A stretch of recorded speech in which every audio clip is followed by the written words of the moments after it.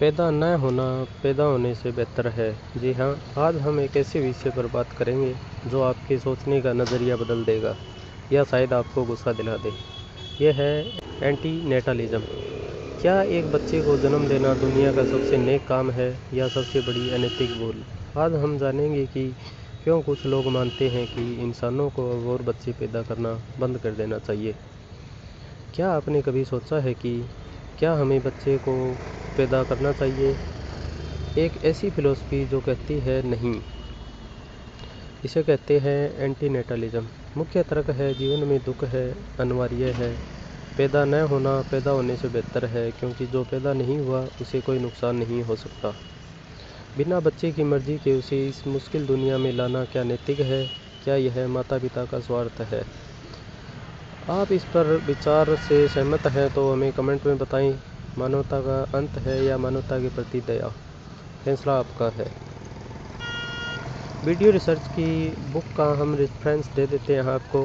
First book है better never to have been, जिसे David Benatar ने लिखा है। सेकंड बुक है the conspiracy against the human race, जिसे थॉमस लिगोटी ने लिखा है। थर्ड बुक है the trouble with being born, इसे E.M. श्योर्न ने लिखा है। एंटीनेटालिज्म कहता है कि दुनिया में पहले से ही करोड़ों बच्चे अनाथ हैं या गरीबी में है। नए जीवन को लाने के बजाय जो पहले से मौजूद है उनकी पीड़ा कम करना ज़्यादा नैतिक है। धरती के घटते संसाधनों के बीच नया जीवन लाना उसे भविष्य के संकट में झोंकना है। लैक ऑफ कंसेंट देखें तो हम बच्चे से पूछ नहीं सकते कि क्या वह अस्तित्व में आना चाहता है। हम उसे ज़बरदस्ती इस दुनिया के संघर्षों, बीमारियों और अंत में मृत्यु के लिए चुनते हैं। यह एक जुआ है जिसमें दांव पर बच्चे की ज़िंदगी होती है। इसी में दूसरा पक्ष कहता है कि मानव इतिहास इस बात का गवाह है कि हमने हर पीढ़ी के साथ जीवन की गुणवत्ता को बेहतर बनाया है, बीमारियां ठीक की है, गरीबी कम की है और तकनीकी विकसित किए है। आने वाली पीढ़ियां पिछली गलतियों को सुधार सकती है और दुनिया को और बेहतर बना सकती है। जन्म न देना समस्याओं का समाधान नहीं है, बल्कि हार मान लेना है। प्रकृति का मूल नियम ही विकास और निरंतरता है।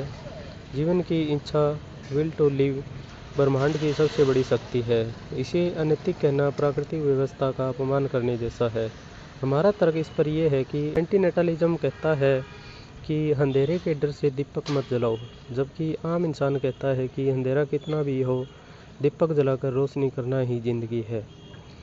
दोस्तों, इस पूरी बात को अगर हम दो लाइनों में समझें तो खेल कुछ ऐसा है।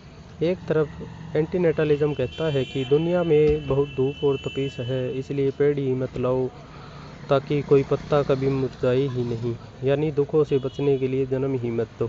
दूसरी तरफ हमारी हिम्मत ये कहती है कि धूप चाहे कितनी भी तेज़ हो, पेड़ लगाना और उनकी छाँव में सुकून ढूंढना ही असली ज़िंदगी है। अंतिम फैसला, एंटीनेटालिज्म अंधेरे से डरकर दिया न जलाने की बात करता है, लेकिन इंसानियत अंधेरे को चीरकर रोशनी फैलाने का नाम है। अब आप खुद सोचिए, क्या दुखों से डरकर हम खुशियों के दरवाजे हमेशा के लिए बंद कर दें?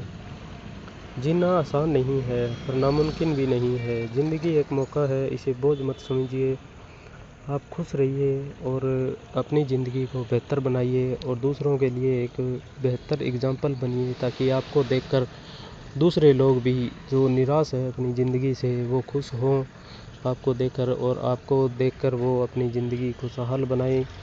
इसके लिए हमें रोज़ाना पढ़ते रहना होगा। जो हमने बुक का रेफरेंस दिया है, ये तीनों बुक आप एक एक करके मंगवाएं और इन्हें पढ़ें। उसके बाद आप हमें इसके बारे में राय ज़रूर दें कि आप इस पर क्या सोचते हैं। तो मिलते हैं किसी नई वीडियो में। जय हिंद।